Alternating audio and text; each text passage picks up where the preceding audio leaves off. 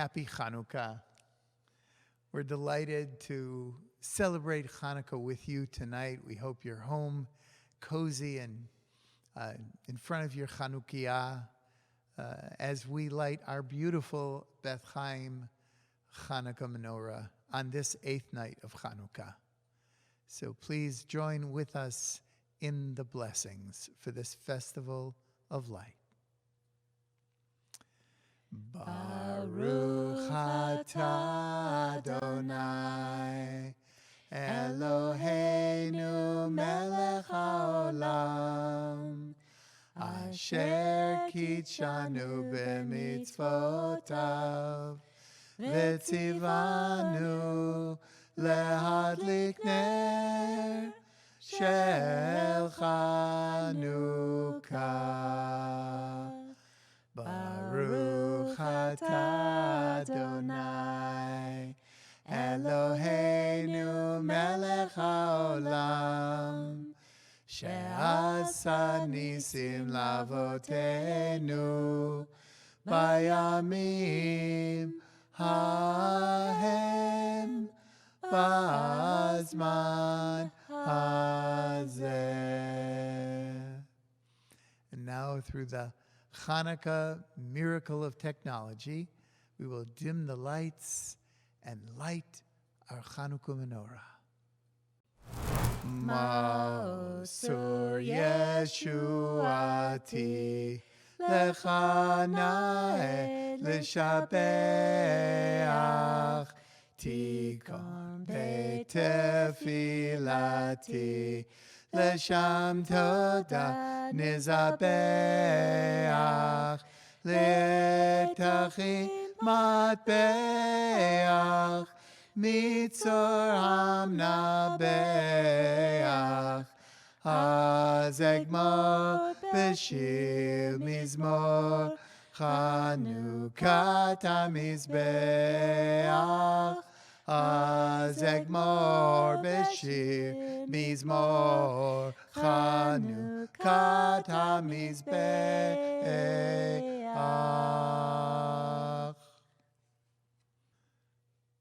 Now we're going to sing Hanukkah, O Hanukkah, a festive song for this lovely Chag, this holiday. It's number 6 on our additional Hanukkah song sheet. Please join with us. Hanukkah, oh Hanukkah, come light the menorah. Let's have a party, let's all dance the hora. Gather round the table, we'll give you a treat. A dreidel to play with and latkes to eat. And while we are playing, the candles are burning low. One for each night they shed a sweet light to remind us of days long ago. One for each night they shed a sweet light to remind us of days long ago. Zoe and I are again delighted to share another story of Hanukkah on this festive night. This is a beautiful story called The Picture in the Flame by I.B. Singer. And it goes like this. The room was dark and silent. I waited. I felt my heart beating. Then there was the scratch of a match and a flash of light. I could see my grandmother, my bubby, as she held the match before her face. She lit the shamash candle and used it to kindle the one lonely candle that stood all alone in the menorah on this first night of Hanukkah. Bubby whispered, Baruch atah Adonai Eloheinu melech haolam asher kitshanu b'mitzvotav v'tzivanu lehadlik ner shel Chanukah. She stood before the menorah and stared at the flame of the first candle. Her eyes began to fill with tears, but she did not blink. She looked so sad, so very far away in thought. My grandfather, my Zadie, came up behind her and hugged her close to him. He quietly finished the remaining 2 blessings recited on the first night of Hanukkah. Bubby clutched the 2 hands that hugged her. Mother turned on the kitchen light. The shadows disappeared from the wall. Bubby turned her face to Zadie, and they hugged. Don't worry about your Bubby's tears, said Zadie as he noticed me standing beside them. Each year on the first night of Hanukkah, your Bubby looks into the flame of that first candle and sees it filled with a very special memory. I hurried back to the kitchen table, climbed onto a chair, and raised myself up on both knees so that I would be as tall as that first candle. I wanted to know what Bubby saw. What do you think, Sarah? Zadie asked Bubby. It's time to tell him. Come here, Bubala, invited Bubby. She picked me up and carried me into the living room and placed me on her knees as she sat down. Look outside, Bubby began as she pointed to the window. It was a night just like tonight, many, many years ago. We lived in a small village called a shtetl. Our home was small too. It had only 2 rooms. One was a bedroom for my mama and papa. The other was a kitchen and living room all in one. My brother Chaim and my sister Esther and I slept on straw mattresses. We would huddle together in front of the big stove in the kitchen. It was the first night of Hanukkah, and we were busy getting ready. We had to wash the walls and sweep the floor and cover it with a new layer of straw. Chaim had to bring in the wood from the outside to keep the fire burning in the stove. Mama was cooking. She cooked all day. Most of the time, we ate only bread, onions, some milk, and a few vegetables. But, as if by magic, Mama always had some treats for the holidays. For Hanukkah, she made little cakes and wonderful latkes. All day long, the whole house smelled of potatoes and onions frying. It was very cold. The wind howled and crept into the house through cracks in the walls and from under the door.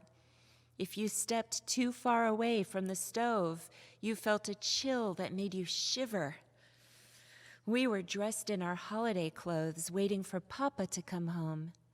He was a woodcutter and had taken a cartload of wood to the home of a customer. We knew that he should have been home by now. He was always home in time to begin the holidays. Mama said nothing. She scurried back and forth between the kitchen stove and the kitchen table. Finally, she sat down in her wooden chair and picked up her sewing. I loved to watch her as she slipped the needle in and out of the material, pausing every now and then to moisten the tip of a new thread in her mouth and pass it through the eye of the needle.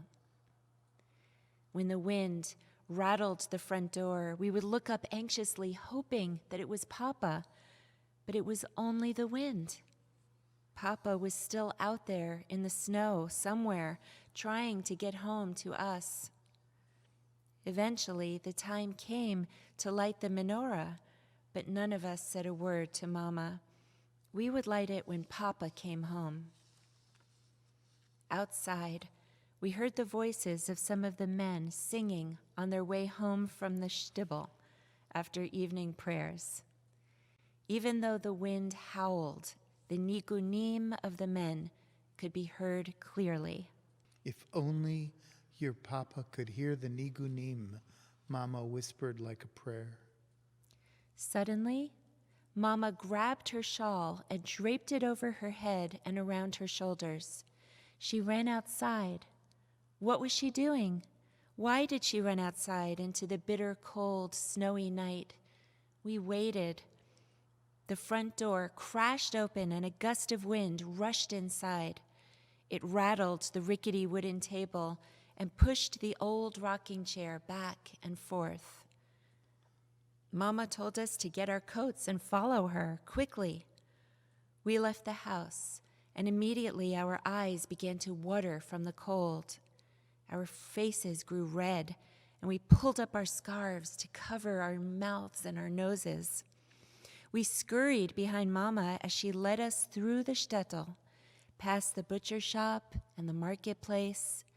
The snow was up to our knees, and we had to lift our legs high in the air as we trudged along. Finally, we reached the shul. As we opened the door to enter, snow blew in and made the faded floorboards wet. The shul had only one room, like most of the houses. In the middle was a raised platform surrounded by wooden railings. To the left were bookshelves filled with old books. Straight ahead, mounted like a cabinet onto the eastern wall, was the ark. It had a scarlet velvet curtain across its front, and inside, hidden by the curtain, was the sacred Torah. Low wooden benches were scattered throughout the room. More people came in after us, and soon the little room was filled. The whole town was there. Reb Avramel, the tailor, Reb Moshe, the baker, Reb Shlomo, the shochet, everyone was there. In the midst of this throng was our Rebbe. He wore his long black coat and sat behind one of the long, narrow tables in the center of the room. He lifted his head and looked out at all of us through eyes as black as coal. He did not blink. His beard was white and reached all the way to his chest. I was worried. Why were we here, and what was our Rebbe about to do? Then, in a haunting, trembling voice, the Rebbe began that mysterious sing-song chant called a nigun.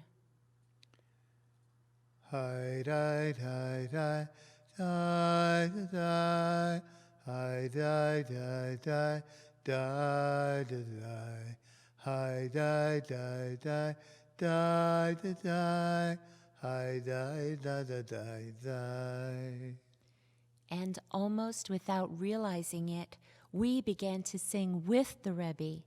Our bodies swayed back and forth to the beat of that mysterious melody. The shul shook and vibrations ran along the floorboards. Yai da da da da da da, yai da da da da da da, yai da da da da da, yai da da da. We held on to each other and sang louder and louder. Hi da da da da da, hi da da da da da, hi da da da da da, hi da da da. My eyes glimpsed the menorah in the center of the room. The vibrations in the room made the flame dance on the surface of the oil. Then the singing stopped. All of a sudden, there was silence. The Rebbe had stopped, and as one voice, we stopped too. No one said a word. The Rebbe opened his eyes and looked beyond us to the door. As his glance reached the door, it burst open. David, cried Mama. Papa, we cried and ran with Mama to hug him. He shivered as we held on to him. His dark beard was hidden by frost and ice. We held on to him and hugged. David, said Bubby, as she turned from the window and looked at me. You were named for my father. Bubby, I asked, what happened? It was a miracle. My father had been traveling home in that storm all day. It was snowing so hard that he could not see even 2 feet in front of him. When it grew dark, he almost gave up hope of ever finding his way home. And then he heard music. He heard singing. Just like Mama thought, the sound of our voices singing in the shul reached him and guided him home. So you see, David, Hanukkah was a time of miracles for the Maccabees, and it was a time of miracles for your bubby, too. Whenever I light that first light, the first candle in the menorah, I see a picture of my papa in the flame. Maybe someday, when you grow older, you'll look into that first flame and you'll see a picture of your bubby. The flames hold memories. I jumped down from Bubby's lap and ran to the kitchen table. For a long time, I stared into the flame of that first candle. Would I see a picture someday, too?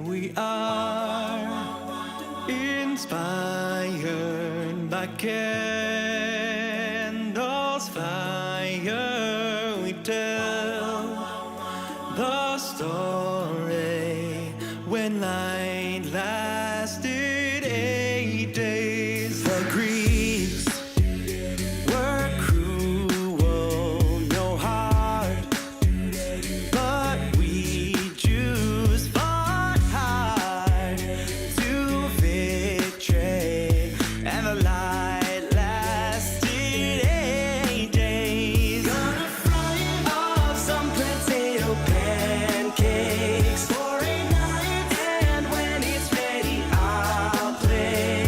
When it's dry, this street was free of BPA, 'cause I made it out of clay. Dun, dun, dun, dun, dun, dun. Dun, dun, dun. First night this shirt, babe, and then this tie, giving gifts as candles glow. Oh yeah, chilling with my family, and I'll keep on getting gifts all day night. It's the festival of lights. We don't stop at 1 or 2. That is not enough for Jews. Gotta celebrate for a night. So let's do it right. Do it in the Hillel way. Lighting 1 more each day. Guess what?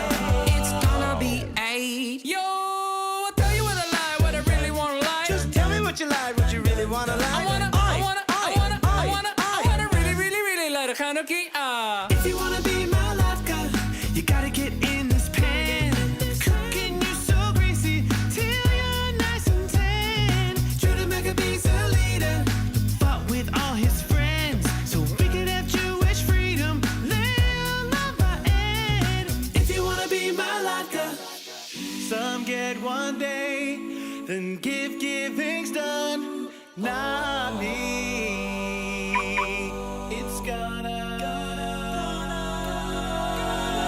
It's gonna be 8.